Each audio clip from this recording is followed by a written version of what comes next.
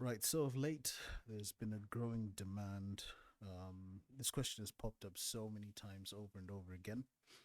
Coming out of COVID, the question has been, um, we want to go digital. What's the best digital mixer to go for? And it's mostly been asked in relation to live streaming. So yeah, coming out of COVID, a lot of churches are wanting to carry on their streaming because they've seen a lot of value in it. And what they're looking to do is naturally upgrade their equipment so that they can, continue this pursuit but have a much better output. And a lot of organizations are realizing that in order for us to do this, we're going to need to spend money on equipment. And one of the things that they're finding is quite important is the fact that they want really clean, clear quality sound. So the question I'm getting asked, and I'm trying to avoid, I've tried to avoid answering this particular question um, because of preference. You know, my my preference is biased. I'd always give you a subjective response based on what I like or what I'm comfortable with. Whereas, and I tell people this is the reason why I'm not going to answer the question. Um, Whereas, you might find something later on down the line and think, well, this is actually better suited. I much like the workflow of this particular device. Why didn't you recommend it? Um, and this is the predicament you fall in. There are so many different types of mixers that have different ways of working on them. Um, Once you get a mixer that is good enough in terms of quality, um, it's now more about how well you work with that particular mixer. But because the question's been asked so many times, I'm having to answer this question on an individual basis, which I don't really want to do because it takes a lot of time. Um, so what I'm going to do is I'm just going to do this one video, and then I will share these thoughts, and then once you listen to this, you can go away and make the best choice. My ultimate recommendation is have a look to see what's out there. You can go on YouTube and you can watch other people use these digital mixes.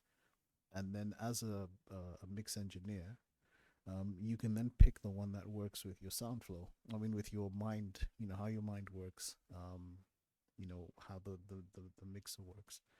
And that'll be the best way of going about it, in my opinion.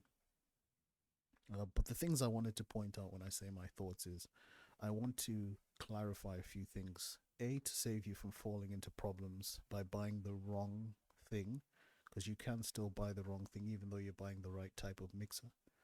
And B, by having to realize it's not what you want, and then you have the predicament of how do I get rid of this thing and buy what I really, really need. So the first thing I'm going to talk about is the differences between digital mixer form factors. And when I say form factors, I mean the mixer will come as a digital mixer. In fact, I'll just go into it because the best way to explain it is to show you. So the example I'm going to use is a product made by a company called Behringer, which I believe is a German company. Um, and basically, what Behringer do is this particular product called the X32. However, it comes in many different forms. You might have an X32 that looks like this, which you're seeing on my screen on the right, which is the rack version of the X32. Or you might have an X32 that looks like this one here.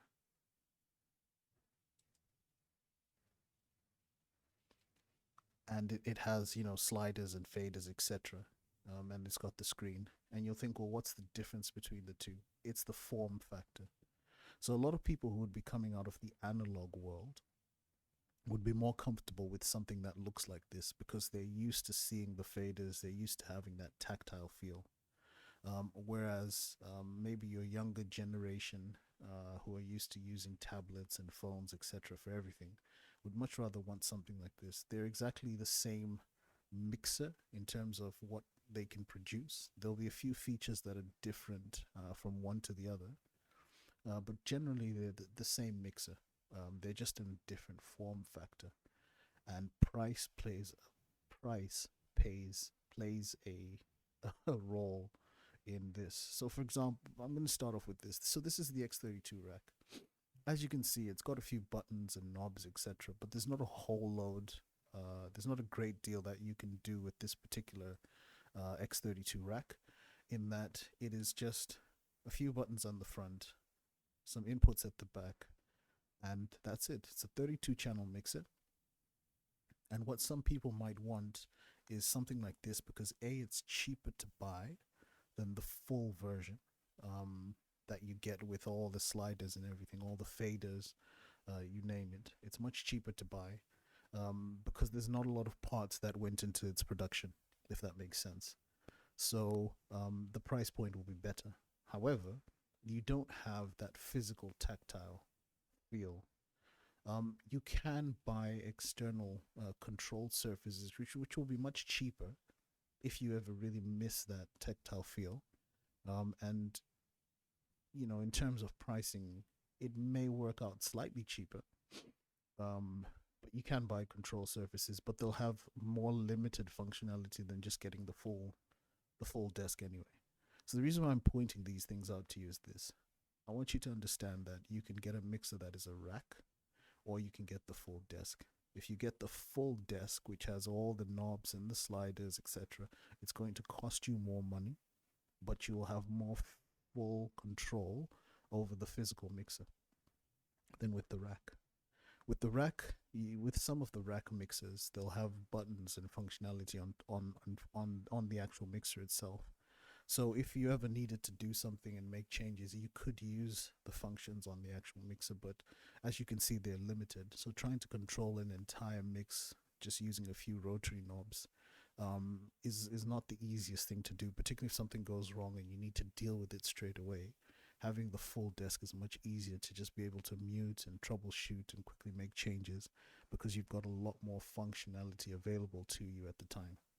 Whereas with the rack, if you try and use these features, first of all, you have to get to where the mixer is. It'll usually be on the stage where everything else is. So, is it accessible, etc. So these are some of the things you need to think of when you're thinking, oh, it just costs less, so I'll buy this one and I'll save myself £600 because this might be £1,000, I think. And the full desk might be £1,800. So you might think, oh, I'll save myself £800, still get the same functionality as the full desk. And then, but what you can do with these is you can hook up tablets, phones, etc. Through an app and control it through an app. So the features you'd get on the full desk with all the faders and the sliders, etc. If that's something that you're comfortable with, you can just buy the rack, save yourself 800 quid, and just go in with your phone or your tablet, and you can control your mix from there. Like that's what I said. If you're part of the younger generation, you might prefer this to having a physical desk, because having this physical desk, you have to find somewhere to put it. You're then going to have to link, stage boxes, etc. The costs can rack up after a while. So there's one thing to consider. The other the thing I want to point out about the differences between the rack mixers and the full desks. These are some of the problems you could face if you just go out and buy and not really check. So if you look at this picture here, this is a Behringer X32. It's a 32 channel mixer.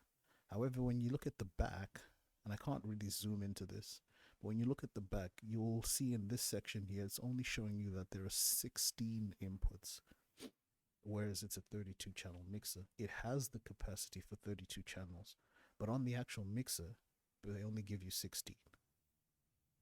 Now, this is a clever move by Behringer. It's like a money-making move, because then what they will require you to do is to buy this device here.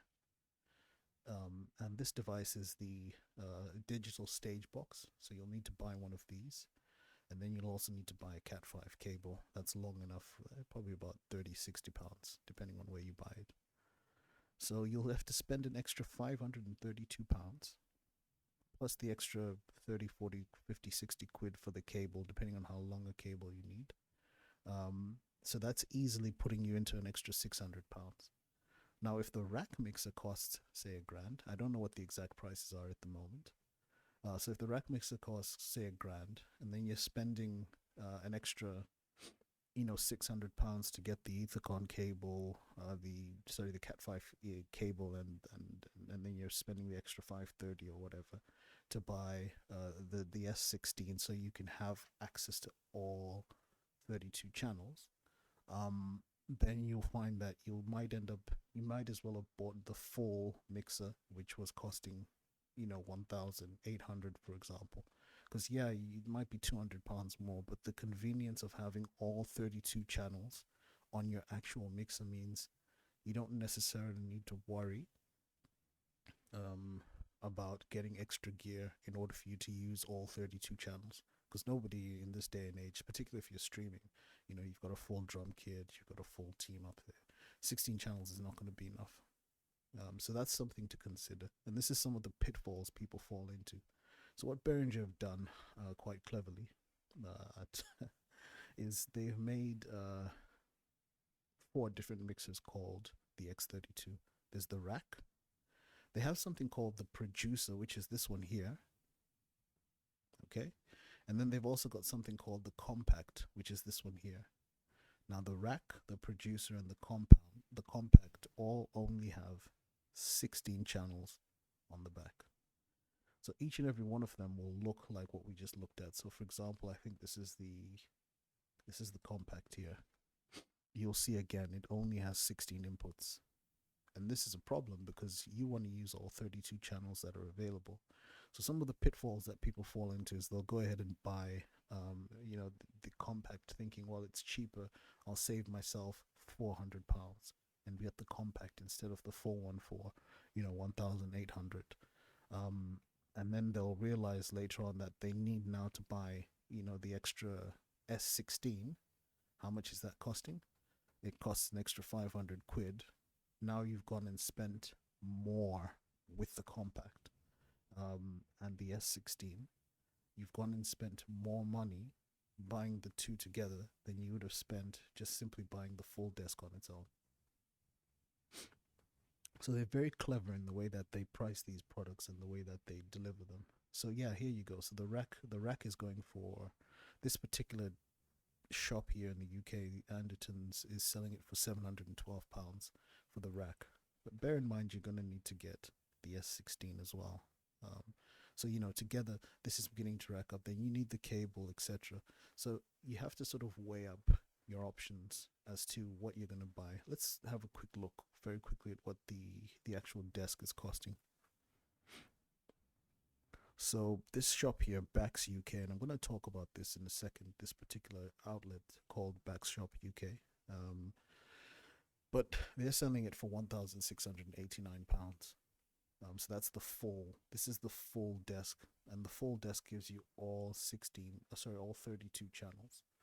So you could weigh up your options and think, well, in my experience, I've always found, well, these guys are selling it for 1,793. This is Gear for Music. They're also a pretty big shop, and then Andertons is selling it for 1,000. So these guys have got the same price. Okay, that's competition. So you quickly find that, in my experience, I've always found that getting the proper item, the full one, the first time round, and not trying to cut costs, always saves you money in the long run. Because whilst the full one is priced more, if you try and use the other alternative options, you still end up spending more. Yes, over a longer period of time, so you might not do everything all in one go, but in the long run, you're going to end up spending a lot more money than you would have. So that's the difference between the mixers that are available. Things you have to bear in mind from this is you've got the rack mixers. They cost less than the full desks. The racks don't have any sort of, or they'll have limited tactile feel. So, you'll have very limited,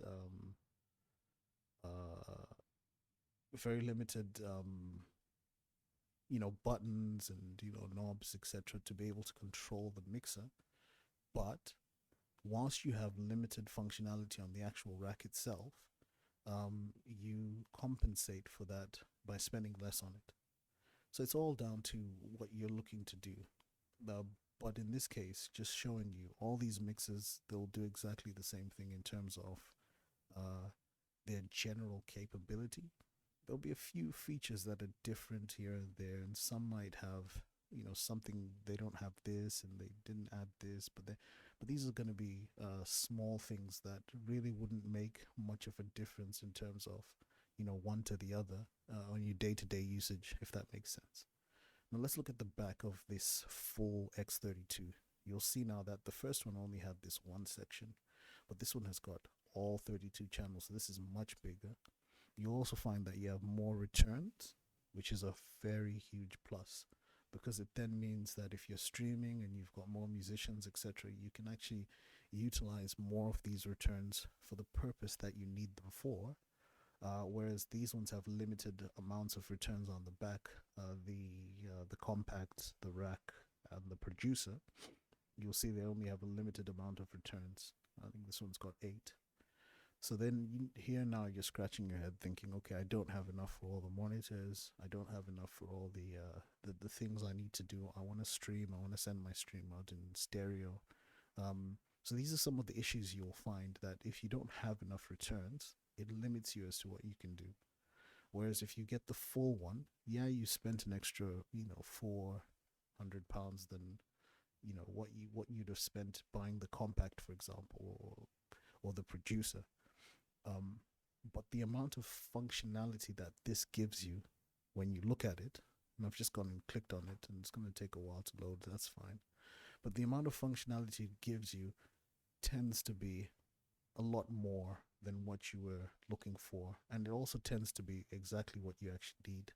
Just gonna get rid of this page because we don't actually need it. Sweetwater's in the States. So you can see how many returns you have here. That's 1, 2, 3, 4, 5, 6, 7, 8, 9, 10, 11, 12, 13, 14, 15, 16. So you've got double the returns. These are the amount of returns on the full version than you have on the compact, the rack, and the producer. And one thing, if you are using this to stream, by the way, one thing you'll need to do, because you'll need to sacrifice a couple of these physical returns in order for you to run your stream in stereo. So having 16 returns is a massive advantage, because that automatically puts you in a position where you can have everything you need to be able to do what you need to do. And then when you go back and you start to look at the cost, you'll realize actually this was the better option always. So that's a few things to, because I know a few people that have fallen into this pitfall, and these are a few things for you to consider. But I would recommend to get the full desk if you're looking to use it for streaming, and also use it for, because now we're all back in our churches. So you have a situation where you have to have something in the church, and it has to be decent. But you also have to have something for your stream, and that also has to be decent. And then the musicians are going to want, their own personal feeds, etc. And that also has to be decent. And then you have less of a headache. So that's what I recommend that you do. If you've got a little bit more money and you want to get something that has, better quality output, and bear in mind, before I move on to this, I just want to point something out. These mixes I'm going to show you are all good enough in terms of the quality output that they produce. However, there is that extra nicety that you get, So in terms of what they produce, you can look online. There's quite a number of churches that will use these devices, and you can listen to their streams, and they'll use an X32, etc. Or some of these mixes I'll show you, and you'll listen to their streams, and you're like, oh, that sounds actually really decent. That is, above the threshold that I'm looking for. But then there's that extra, So if you wanted something that has that extra really, really nice mix, you can get a Midas M32. And the Midas M32 again will have the smaller version. So you can see from here, this is a much smaller version because there are 16 faders on it, as opposed to this version here, which is the full version, which has, the extra 8 faders there as well. So you have more functionality at your disposal with the Midas 32 full version. But it will be a similar thing with the back. So if you get the smaller version, let's see if it'll show us the back of the smaller version. Here we go. No, that's the That's the digital rack. Okay. Anyway, we're not gonna look at the back. It's the same thing. What I was saying. They'll do a smaller version. I forgot what they actually call this particular version here. Their smaller version of the full desk. But it'll have limited functionality at the back, similar to the X32. By the way, Behringer own Midas. So when you look at their consoles and what's at the back, it's more than likely. So yeah, this is an M32. You'll see that they look almost identical at the back. Like I said, there'll be one or two features that might be different. So the M32, this looks like the full desk of the X32 because they're one in the same company. Behringer purchased Midas; it owns Midas. Even though Midas is a much better quality console, much better quality console than the Behringer.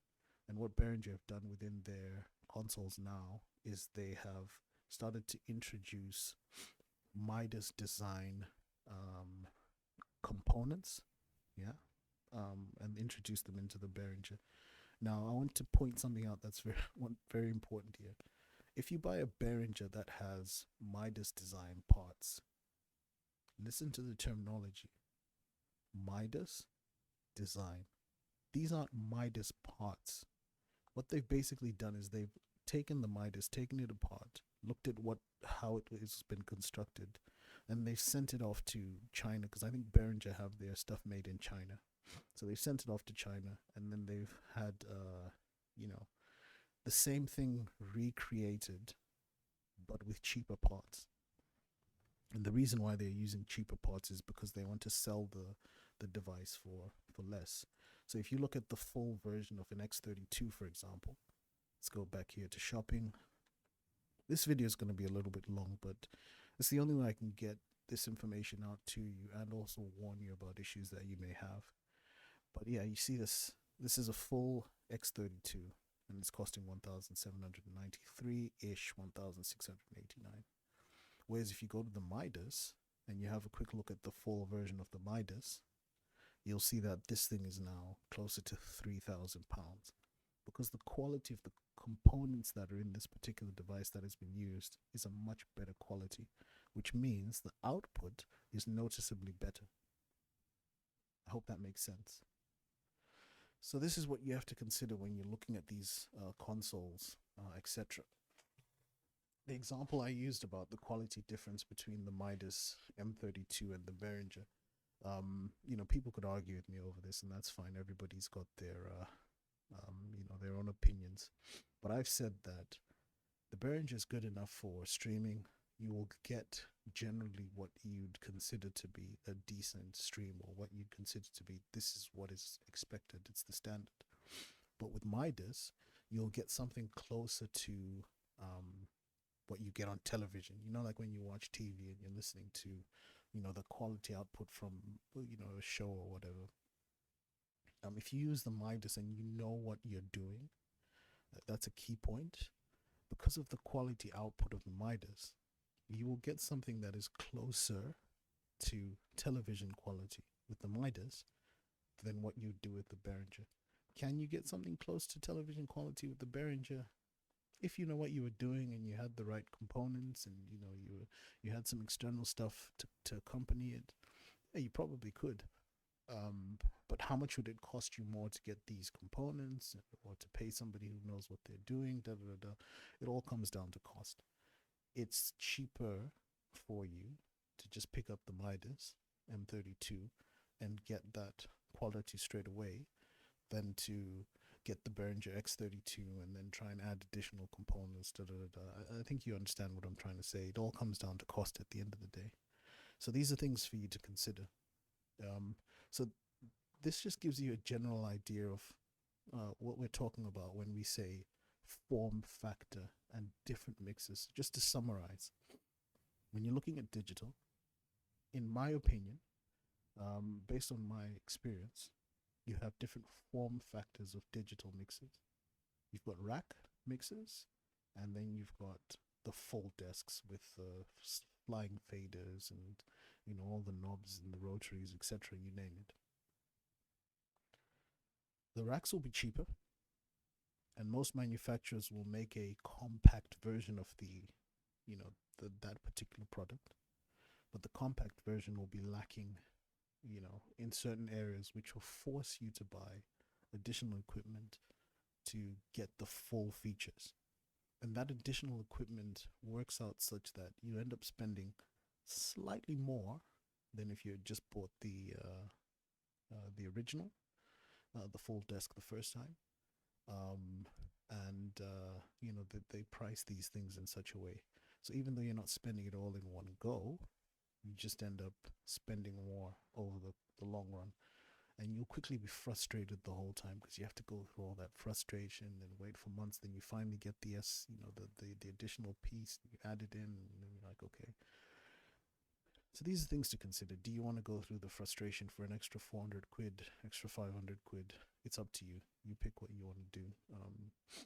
But my recommendation will always be just get the full thing the first time around. You don't have to end up spending. Wait a little bit longer and then just get the right thing the first time around. So that's that. We've spoken about, the different form factors of mixers, and there are other form factors, but I'm not really going to get into all of that right now because these are predominantly, this just gives you an idea of what's out there and things to look out for, etc. So I'm going to put that aside for now. In terms of recommendations, now I've worked on a number of different mixing consoles over the years. And I own my own. There's consoles that I own personally, and I made the shift from analog to digital quite some time ago, a good few years ago, maybe. Yeah, I'm not even gonna be able to remember exactly when, but I made the shift. I sold one of my big analog consoles, and I kept one. Yeah, I kept one analog console here, which is a smaller version. Then I obviously started buying, the digital ones. And honestly, I'll say to you from the get go, what you can do with a digital mixer, if you wanted to do in the analog world, you would spend 6, 7 times, if not more, the amount if you tried to recreate what you can get with a digital mixer than with analog. Because the things you'd be required to spend with analog in order for you to get a similar type of mix, it's a non-starter. Don't even attempt. If you have analog, it's better for you to sell your analog gear, buy the digital stuff, and then the digital mixer, sorry, and then move on from there, because they put so much functionality into these digital mixers that there's no way, unless you're spending, I mean, I said 5 or 6 times more earlier on. I was being generous. It's probably 10, 15 times more, because you're thinking you've got a compressor on every single channel, you've got a gate on every single channel. You can add up to 4 or 5 effects depending on what type of mixer you have on every single channel. You can't possibly purchase all this equipment for each and every channel that you have for analog and think that you're going to spend in the same region. So if you wanted to do this, if you've got analog, don't start buying stuff to compensate with analog. You might as well just make the switch and go digital. Is it possible to do this with analog? Absolutely. I'm not saying that it's impossible. I'm just telling you that the cost that you're going to spend to try and do it with analog is going to be very, very high to get the same level of quality and the same level of functionality as you would with a digital mixer. So I'll say that, and that's that. Some of the mixes that I've come across and had the pleasure of interacting with along my way. This is one of them. It was actually the 32S, not the 64S, but this is something from PreSonus. This has a different workflow. I'm going to use the term workflow.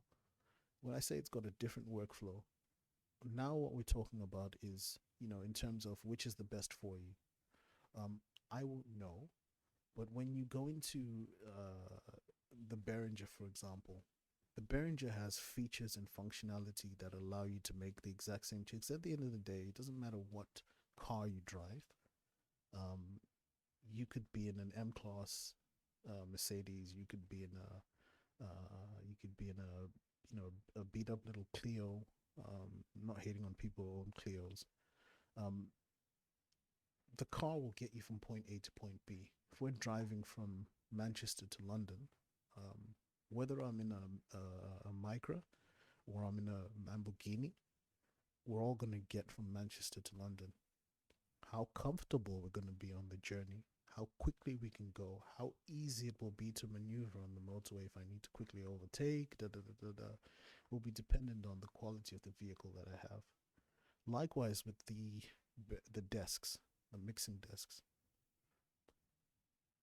One desk to another, yeah, it gives you slightly different functionality, etc. But at the end of the day, what you're going to be doing, i.e., mixing for your front of house, mixing for your musicians, and mixing for your stream, is the same thing. So each mixer has software and hardware designed to allow you to do what you need to do. And our minds all work differently. So one person might pick up a Behringer X32 and tell you that I love the workflow on the Behringer X32 or the Behringer Wing or whatever it is. I'm Behringer all the way. Another person will go and pick up this Presonus and say, "Nah, the Presonus is better," because for them personally, the workflow of the Presonus works better for them. This is why I've always had a problem recommending a mixer to other people. Now you might will have other people tell you, no, no, no, don't listen to anybody else. Go and get this. Go and get that. You have to understand why this individual is telling you to get one to the other. It's because for them their preference works. So for you, what you need to do is you need to go away. You need to have a look at what's available in terms of how these mixes work.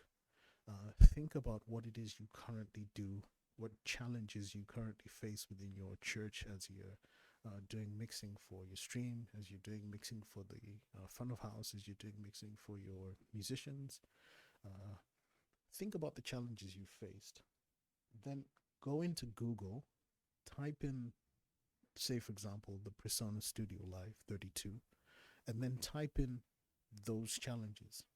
How to adjust the mix for musician, um, a musician's mix, an auxiliary channel mix. How to um, EQ a microphone. Because when you're dealing with feedback, you know you're going straight into the EQ to find out which frequencies are offending on which microphone deal.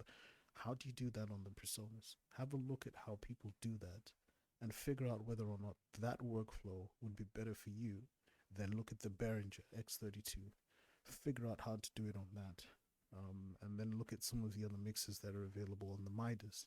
The Midas and the Behringer, to be fair, will be very similar because the way their software works, um, from what I've heard from many people, it's pretty much almost identical. Um, from my personal experience in usage, I believe that it's almost identical, but I've not really been on these consoles of late. I think last time I was on one of these was um, close to a year ago. Um, yeah, 6 months to a year ago. So, um, from memory, they look identical. They feel identical. Even the positioning of the buttons and the knobs on the actual mixer is almost identical, but there are some differences. So you'll need to have a quick look at what's available and then check to see. But Behringer and Midas should be the same. PreSonus will be different. One of the mixers I have is this particular mixer here, which is a rack mixer. So now you understand the terminology. I can talk to you about this. So this is a rack mixer, and it's from a company called Mackie. Now, Mackie are well known for their speakers. I mean, they dominate quite well in the speaker arena. And of course, like anyone else, they've also attempted to make mixers and various other things, microphones, studio monitors, da da da. The workflow of the Mackie, the app, and what they use an app. They created an app called Master Fader. I think they currently have Master Fader 5.2 being the latest version. But The workflow of Master Fader, for me personally, there is no number two. There's not even a number three. They're the best, and there's nothing else that you wouldn't be able to convince me that there is another company that has made a better workflow than Master Fader. And that for me, that's what works. You might look at it and think, what the heck was this guy? Is he smoking drugs, or what do you mean Master Fader is great? You might look at Master Fader and think that, but for me, it's the top. It's the top of the top. I love the way it works. It's very intuitive, but that's how my mind works. Your mind will work differently. So this is why I'm recommending to you that you must utilize or go and have a look at how to do things within the actual softwares that you have. Um, so within the different mixes that are available, sorry, and figure out which one will work best for you. I can't make that recommendation. And the problem is, if I do make that recommendation and you run into problems or you're frustrated because, it's not working for you mentally, the issue is you'll see it working well for other people and you'll think, well, why isn't this working for me? It might just be the case that it's just not the right form factor for you, workflow for you. Or even form factor. You might need to get, if you're using something like this, for example, this rack mixer, and you're using a tablet, and you might just think, what, tablets are just not for me. I'm from the old school. I want something with a tactile feel. And then you go somewhere and you use one of these and you think, yeah, this is exactly what I'm missing. Go ahead and do that. Use one of these, buy one of these instead. They might not cost the same, but you might have to pay more. But if you're paying more to get better quality and better usage out of a particular piece of equipment, then that might be a plus sign for you. I don't know. But this is my advice to you. Um, some of the other mixes I've used, I was just trying to work out because I didn't put them all on here, unfortunately. I didn't really have a massive amount of time to do this pre-setup stuff, so I've used a few other mixes and I can't just sort of think of them off the top of my head. I've installed some different ones. I think something from a company called Zoom. I think it's called Zoom. Um, yeah, there's different ones. I mean, there's loads. Go out there and have a look. Have fun with it. Um, Before I go, there's one last thing I want to talk about really quickly, and it's this particular shop here. This is Bax Music Shop in the UK. If you're buying sound equipment and you're based here in the UK, you'll go online and you'll often find something like this. Just waiting for this to load up. Yeah, so you'll see all these different prices here. Let's find a different page so I can actually show you some stuff. There we go. This is not the best example, but yeah, we'll go with it. We'll just go with it. It's not the best example, but you'll go over here and you'll find a UK based shop like Anderton's, which is here in the UK. They're based somewhere down south, selling this mixer for 2,799. But then you'll see it on this shop here called Thomann, which is actually, even though it says Thomann UK, this is actually a German company. They're based in Germany. These guys, me, they're the best. Anywhere you are in the world, Thomann are number one. The problem that happened is when we did Brexit and we left the EU, um, when you now order from Thomann, you have to pay customs. So whilst this might look slightly cheaper in terms of price, and there are different price gaps which are even much bigger. And I think what's happened here is Andertons of what most companies will do is they will look at what Thomann is charging, and then they'll charge just slightly more than what Thomann is charging, because Thomann basically are where everyone had been shopping. All the big shops in the UK, they used to all shop at Thomann. Because Thomann is such a large company, they'll go to Yamaha and say, okay, you've got a new mixer coming out, that's fine. We want 50,000 units. And Yamaha will be like, we can't even produce that. So when everybody else is trying to go, all these little shops are trying to go to Yamaha and say, well, we want our own, they'll be like, yeah, hold up, we're still dealing with Thomann's order. So they're that large that they would just make such a massive order, forcing all these shops like Anderson's and Bax UK, etc., to have to buy from Thomann. And that's how they would dominate. That's how Thomann dominated the market.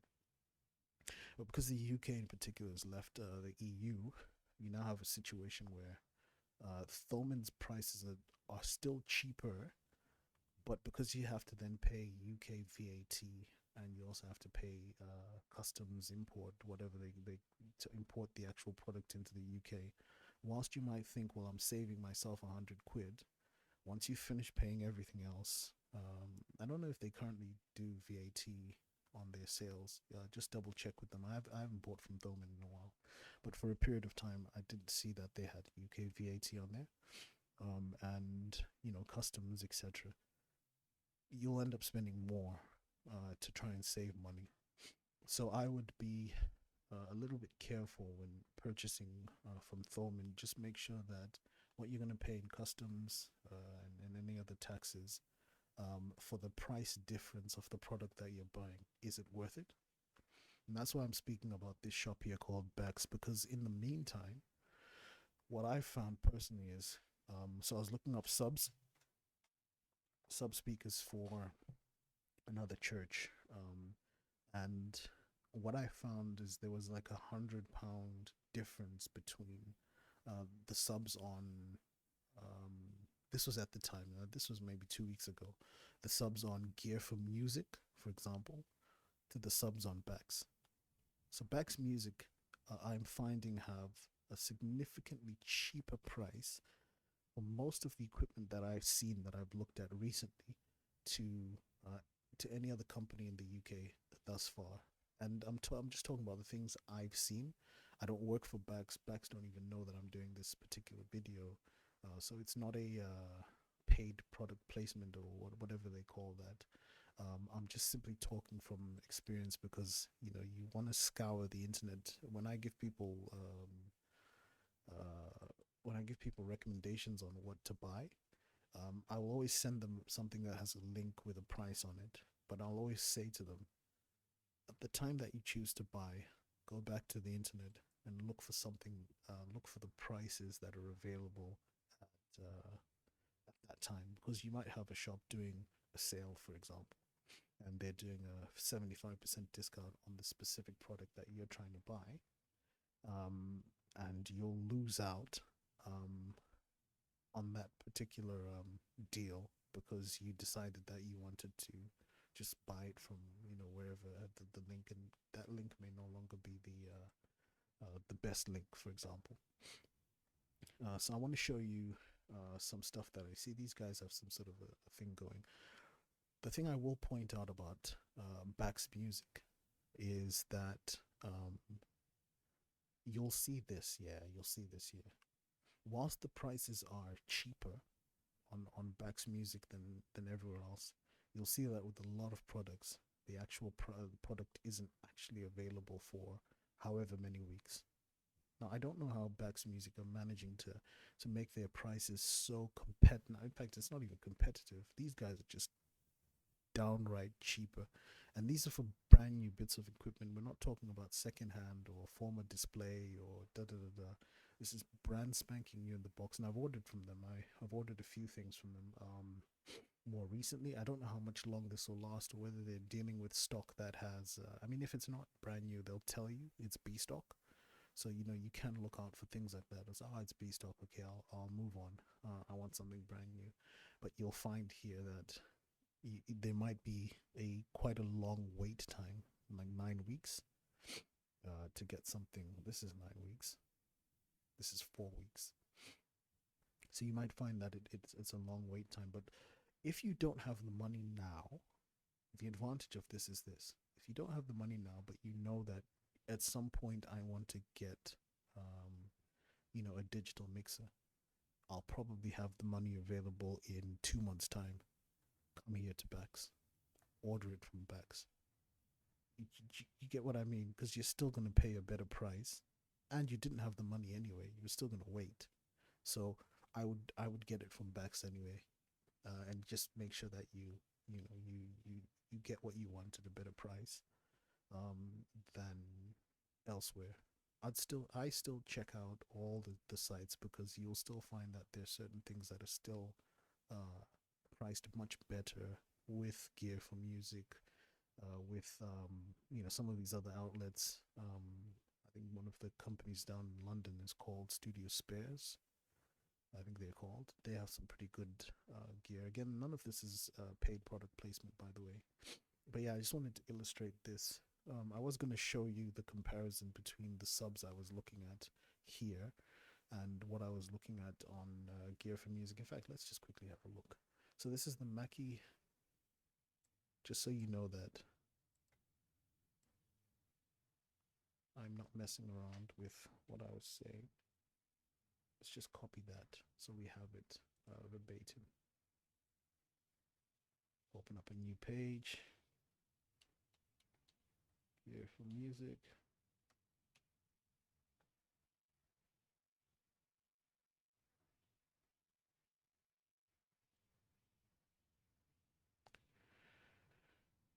Uh, yeah, I'll paste it in here.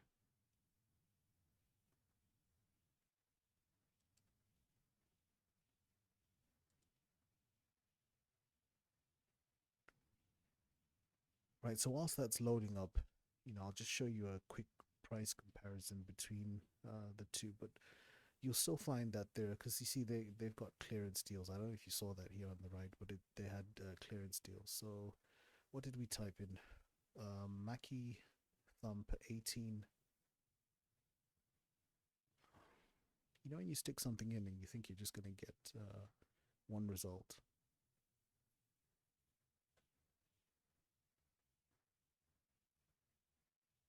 There it is. Mackie Thump 18S powered subwoofer, 688. Let's look at what Bax is, 585. So you see, that's 100 quid cheaper getting it here, and you have to wait for 3 weeks because it's currently out of stock. For £100, I'll wait the 3 weeks because I'm saving myself £100, and then I can use that £100 to buy something else. So you have to, be quite clever about this and check these things, etc. If it's available straight away, then you can just buy it, or you can look for something. For example, here you've got this HK, which I mean HK everybody knows. HK it's huge. I don't know if I'd buy a 10-inch subwoofer. That's too small for me. But you'll see that the price is exactly the same. So if a 10-inch subwoofer would work for you, then that's fine. The other thing about Bex is this: when they do have it in stock, the it's normally free for package and posting, and you normally get it very very quickly. I mean, I've ordered stuff and it's come the very next day, and I ordered it on like a Sunday. So if they do have it in stock, the delivery is usually free, and you normally get it the very next day. And that's what Amazon is known for, right? Amazon's known for getting it to you quicker, but the prices you're paying here are going to be much cheaper. So that's another thing I wanted to mention. Currently, if you're in the UK and you want to buy something and you want an alternative to, to rival where we used to go, which is Thoman, then you might want to check out Bax real quick just to see if it will work. Bax Music, and if Bax Music works for you, get it from Bax Music. It might work out cheaper for you, but don't rule out some of these other shops. Still check the Gear for Musics, check all the UK based shops, because they might have a deal on, or they might have some B stock. If you're comfortable with buying B stock, that would be cheaper anyway. And yeah, I wouldn't rule them out. Otherwise, you'll just end up spending more. So be wise about how you spend. But I just thought I'd plug this in because everyone I've spoken to about Bax Music, they've never heard of it. They're like, oh no, we've never heard of it. Da, da, da. I mean, I can vouch for them. I've ordered from them. Plus, if you wanted to, they've got like addresses and stuff. I think one of the things I look up is an address. I might ring their customer services and contact them just to make sure that this is definitely a UK based store. If you live anywhere in and around Kent, they do have when you order it, you can actually go and pick it up if you want, and that's free as well. So you just go out there, pick it up, and you'll have your item, and then you can be assured that you're gonna get what it is you're looking for. But yeah, they're definitely a legit store. Check them out. See what it is that you're you're looking to buy, you might get something good. But yeah, this is my sort of video talking about comparison as to whether or not you should buy, what mixer you should buy, what you should look out for, what are some of the little holes or um, ditches people have fallen into. Because some of the stuff can be quite tricky. You know, you'll get a producer thinking, "Yeah, I saved some money." All these other guys, they bought the full version, and then you end up realizing you're gonna have to spend more money. So this is my review, and my advice will always be the same as before. Think about the problems you have, the issues that you encounter, the things that you spend your time doing the most within your church, because it's different from church to church. What do you spend most of your time doing when you're on the mixing console? What sort of issues do you have regularly? And then watch some videos on how those things can be done on that particular mixer. And if it works for you and you think, yeah, I can see myself working that workflow, it's great for me, purchase that particular mixer and you'll be happy. Right, I'm going to stop this now because I've been speaking for quite a while. But yeah, if you have any questions, as always, get in touch with me, leave a comment on the video, and so forth, and I'll do my best always to answer. All right, peace.